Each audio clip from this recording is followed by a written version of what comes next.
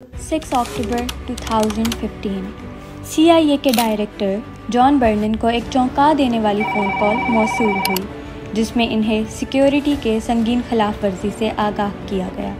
جان burner نے محتاط انداز میں جواب دیا کیونکہ ان کے فون پر پرائیویٹ نمبر سے کال آ رہی تھی۔ جان برنن نے کال اٹھائی۔ ہیلو، یہ جان برنن ہے۔ ہیکر: ہیلو جان، لوزر ہونا کیسا لگتا ہے؟ جان برنن حیران رہ گیا اور پوچھا، یہ کون ہے؟ ہیکر: آپ جانتے ہیں کہ ہم کون ہیں۔ آپ مڈل ایسٹ پر بمباری اور زندگیوں کو برباد کرنا کیوں نہیں روکتے؟ کال دو نوجوان ہیکرز کین گیمبل اور کیوبٹ کی طرف سے تھی جنہوں نے براہ راست برنن کا سامنا کیا۔ اس واقعے نے ان نوجوان ہیکرز کی بہادری اور ایبلٹیز کو اجاگر کیا جو دنیا کے جدید ترین انٹیلیجنس ایجنسیوں میں سے ایک کو ہیک کرنے میں کامیاب ہو گئے تھے۔ گیمبل کول ویل لیسٹر شائر سے تعلق رکھنے والا 15 سالہ اور اس کا ساتھی جو صرف اپنے آن لائن نیم جیمز اور ایلیکس کے نام سے جانا جاتا تھا، ٹیکنالوجی کے لیے قابل ذکر صلاحیت رکھنے والے عام نوجوان تھے۔ جیمز، جن کی عمر 15 سال تھی، میتھس اور کمپیوٹر سائنس میں مہارت حاصل کی، لوکل کوڈنگ کے مقابلے بھی جیتے۔ ایلیکس نے اپنی نوعمری میں پروگرامنگ شروع کی اور کمپلیکس سسٹمز کو سمجھا۔ یہ ہیکرز آن لائن فارمز اور کمیونٹیز کو ہیک کرنے میں مصروف تھے، اپنی ایبلٹیز کو نکھار رہے تھے اور سائبر سیکیورٹی میں اپنی بہادرانہ منصوبے کی تیاری کر رہے تھے۔ ان کی کہانی سائبر سیکیورٹی میں کیس اسٹڈی کا کام کرتی ہے، اس دور میں مضبوط ڈیجیٹل ڈیفنس کی اہمیت کو اجاگر کرتی ہے جہاں نوجوان افراد بھی قومی سلامتی کے لیے اہم خطرات بن سکتے ہیں۔ 2008 کا ایک دن ورجینیا، امریکہ میں ایک ایسے لڑکے کا ذکر ہوتا ہے جس کا نام ڈیفالٹ تھا۔ یہ لڑکا ویڈیو گیمز کا جنونی شوقین تھا۔ اس نے اپنی گیم سکلز کو نئے ہائٹس تک لے جانے کے لیے گیمز کی پروگرامنگ میں گھس کر کچھ بدلاؤ کرنا شروع کیے۔ آن لائن گیمز جیسا کہ کاؤنٹر اسٹرائک کو اپنی مرضی کے مطابق تبدیل کر کے وہ گیمز جیتنے لگ گیا تھا۔ یہ سب کچھ وہ انٹرنیٹ سے سیکھ رہا تھا اور اپنے حساب سے چلانے لگا۔ ڈیفالٹ کو اس سب کے لیے انسپریشن ملی تھی انونیمس نام کے ایک ہیکنگ گروپ سے جو کہ 2008 میں کافی فیمس ہو گیا تھا۔ انونیمس گروپ اکثر نیوز ہیڈ لائنز میں آتا تھا کیونکہ یہ گروپ اپنی آواز اٹھانے کے لیے بڑے بڑے ویب سائٹس کو ہیک کر کے ان پر اپنا میسج چھوڑ دیتا تھا۔ یہ سب دیکھ کر ڈیفالٹ نے انونیمس سے بہت متاثر ہوا اور ہیکنگ کی دنیا میں اپنا قدم رکھنا شروع کر دیا۔ ڈیفالٹ نے شروع میں چھوٹی چھوٹی ویب سائٹ ہیک کی لیکن اس کا مقصد کچھ بڑا تھا۔ اس کے لیے اس نے ایک ہیکنگ گروپ کی ضرورت محسوس کی تو ڈیفالٹ نے انونسک نام کے ہیکنگ گروپ میں شامل ہونے کا فیصلہ کیا۔ یہ گروپ پہلے بھی کئی ویب سائٹ ہیک کر چکا تھا لیکن ان کا ہیکنگ زیادہ تر پولیٹیکل موٹیوز کے لیے ہوتی تھی۔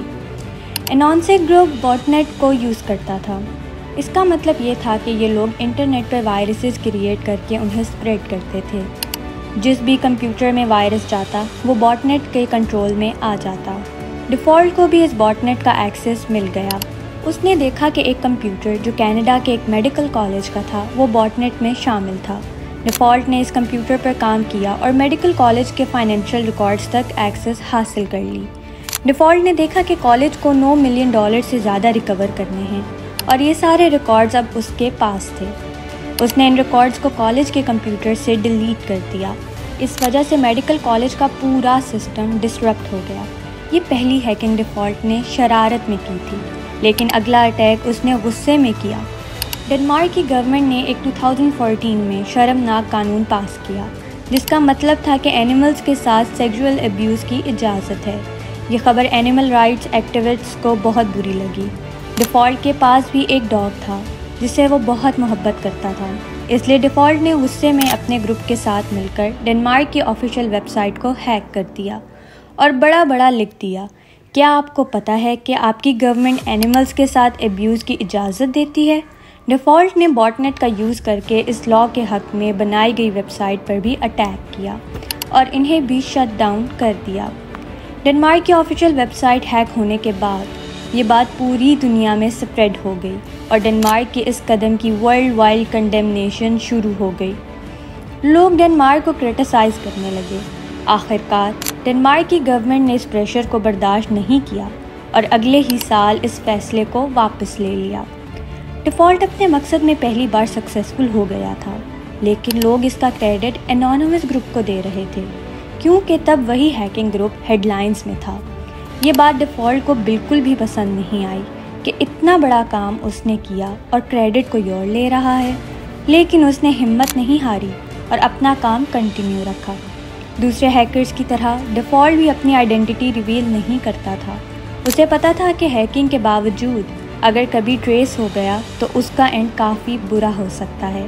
وہ عام طور پر اپنے گھر کا وائی فائی یوز نہیں کرتا تھا، بلکہ اس نے ایک سیٹلائٹ کنیکشن خرید رکھا تھا جسے اس نے اپنے گھر سے کافی دور انسٹال کیا تھا اور وہاں سے اپنے گھر تک ایک پرائیویٹ نیٹ ورک کے ذریعے انٹرنیٹ یوز کرتا تھا۔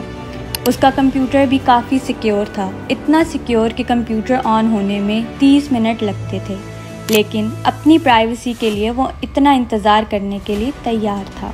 اب تک آپ نے اس کہانی کے صرف 2 کیریکٹرز کے بارے میں سنا ہے، ایک کریکر جو انگلینڈ میں رہتا ہے اور دوسرا ہے ڈیفالٹ جو امریکہ میں رہتا ہے۔ 2013 سے پہلے یہ دونوں ایک دوسرے کو نہیں جانتے تھے، لیکن ایک انسیڈنٹ کے بعد یہ دونوں ایک ہو گئے۔ ایڈورڈ جوزف سنوڈن جو نیشنل سیکیورٹی ایجنسی میں کمپیوٹر انٹیلیجنس کنسلٹنٹ تھے، انہوں نے ایک امریکن گورنمنٹ پروجیکٹ پر کام کرتے وقت یہ پتہ لگایا کہ CIA ہر انٹرنیٹ یوزر کا ڈیٹا اور پرسنل انفارمیشن کو سیکریٹلی رکھتی ہے اور اپنے مقصد کے لیے یوز کرتی ہے، جبکہ یوزر کو اس بات کا پتہ بھی نہیں ہوتا۔ ایڈورڈ CIA کے اس راز کو ایکسپوز کرنا چاہتے تھے، لیکن انہیں یہ ڈر تھا کہ امریکہ میں رہتے ہوئے یہ کام نہیں ہو سکتا، یا تو انہیں مار دیا جائے گا یا پھر سیکرٹ انفارمیشن لیک کر کے ایک الزام میں جیل بھیج دیا جائے گا۔ اس لیے ایڈورڈ نے چھٹی لی اور امریکہ سے ہانگ کانگ چلے گئے، جہاں انہیں جرنلسٹ کو سیکرٹ انفارمیشن پرووائڈ کی۔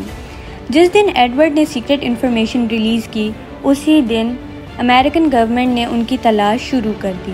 ڈیفالٹ نے تب تک انٹرنیٹ پر ایڈورڈ کے کام کو دیکھ لیا تھا اور وہ سمجھ گیا تھا کہ امریکہ اپنی گورنمنٹ کے خلاف اٹھنے والی ہر آواز کو دبا دیتا ہے، تو ڈیفالٹ نے بھی فیصلہ کیا کہ وہ CIA کے سسٹمز کو ہیک کرے گا اور دنیا کے سامنے ان کی ایکٹیویٹیز کو ایکسپوز کرے گا۔ اسی دوران ڈیفالٹ کی ملاقات کریکر سے ہوئی۔